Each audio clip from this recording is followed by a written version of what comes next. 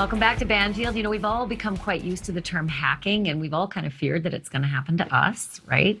And while your phones and your social media and money definitely come to mind, few of us have worried about our bodies being hacked, more precisely our brains. But some truly astonishing new science is laying bare all the bad things that could actually happen to us if neural chips become a reality. Sure, we might be able to drive a car using only our minds or send a text just by thinking it. Even people in wheelchairs might be able to walk again by sending a signal straight from their brains. But what if we lost control of that chip in our heads and someone else took over? I'm joined by Dr. Carola Kreitmeier. She's an assistant professor of medical history and bioethics at the University of Wisconsin-Madison. Doctor, thanks for being here. Okay, my biggest question is, it just sounds so science fiction-y that I truly don't believe it could be a reality, but could it? Well, I think at this point, the idea is that they're starting trials for medical purposes. But I do believe that the big picture long-term plans are to develop these products for general consumer use. So, for instance, if like Elon Musk and all his pals are looking to do something really, magnanimous, like help paralysis victims walk again, the bigger market is in helping us download movies into our heads, right? Like that's really where they're going with this? I think there's more opportunities beyond just downloading movies. This can affect the way we interact with the world in general, the way we interact with each other. One of the concerns is that a company can use the information and the knowledge they glean from doing these clinical trials, which are risky, they involve surgeries, to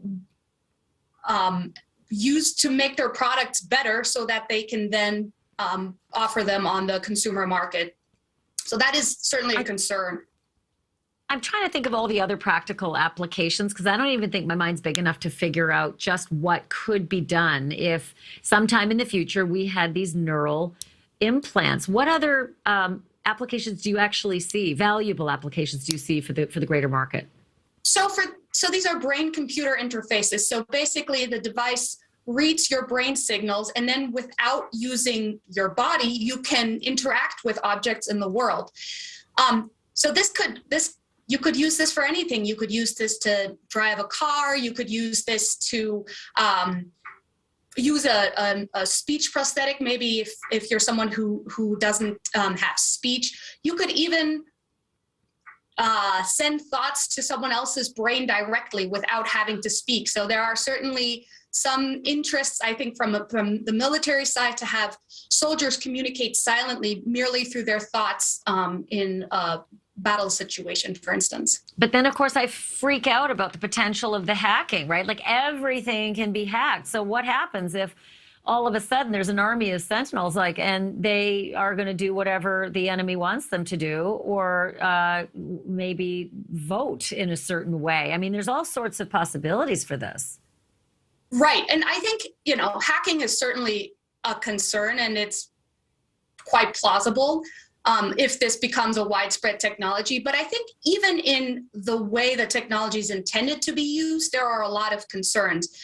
If this becomes used in a widespread consumer sense, then private companies will have untold amounts of neural data from all sorts of individuals, and these can be correlated with data points from other behaviors we do, and this data will basically render us completely transparent to such companies. So a lot of people think that the mind is sort of the last bastion of privacy, and that we really get to just have our own thoughts in our minds, and we don't have to answer for them, right? You can think things that you would never say, but as long as they're just in your mind, that's fine. But if we get to a point where these thoughts become translated into the external world, that might change how we even operate inside our own minds. It might change how we, go through the mental exercises of thinking through scenarios, lest we be concerned that they actually end up, out in the world. I'll be honest, I'm already careful about what I say in my own house because I know Alexa's listening. And yes, I just heard her go off as I said her name. It's good to talk to you about this. Yeah, this is just so fascinating. I definitely want to have you back as this technology progresses, because it does freak me out. I don't like someone hacking my phone, and I sure don't want someone hacking my brain. Dr. Carola Kreitmeier, thank you for being on tonight. Thank you. Thank you for watching. Click the red subscribe button below so you can get more of NewsNation's fact-driven, unbiased coverage.